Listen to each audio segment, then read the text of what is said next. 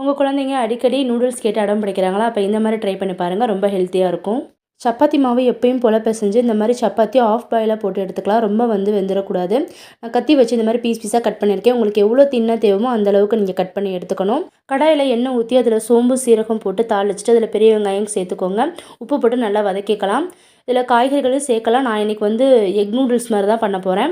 நல்லா வதங்கினதும் இதில் 1 டீஸ்பூன் இஞ்சி பூண்டு பேஸ்ட்டும், தக்காளி, புதினா, மல்லி, கருவேப்பிலை நறுக்குனது சேர்த்துட்டு நான்வெஜ் மசாலா 1 டீஸ்பூன் சேர்த்துருக்கேன். அப்படி நான்வெஜ் மசாலா இல்லை அப்படின்னா பட்டை தூள், ஜீரகத்தூள், காரத்துக்கு ஏற்ப மிளகாத்தூள் சேர்த்து நம்ம நல்லா வதக்கிக்கலாம். இதோட 2 முட்டை சேர்த்துருக்கேன். முட்டை அதிகமாக வெந்துடக்கூடாது. ஸோ ஆஃப் பாயிலே பார்த்தீங்கன்னா நம்ம நறுக்கி வச்சுருக்கிறது சப்பாத்தி சேர்த்து ஒரு ஹை ஃப்ளேமில் ஒரு 10 நிமிஷம் நல்லா வதக்கி எடுத்தோன்னா சூப்பரான நூடுல்ஸ் ரெடி ஆயிரும். குழந்தைங்க அடிக்கடி மேகியோ நூடுல்ஸோ கேட்கும்போது நம்ம இந்த மாதிரி செஞ்சு கொடுக்கும்போது ரொம்ப ஹெல்த்தியாக இருக்கும். கண்டிப்பாக ஒரு முறை உங்கள் குழந்தைங்களுக்கு செஞ்சு பார்த்துட்டு எப்படி இருக்குன்னு சொல்லுங்கள். ஓகே ஃப்ரெண்ட்ஸ், என் வீடியோ பிடிச்சிருந்தா லைக் பண்ணி ஷேர் பண்ணி சப்போர்ட் பண்ணுங்கள். நாளைக்கு ஒரு வீடியோவில் பார்க்கலாம். பாய்.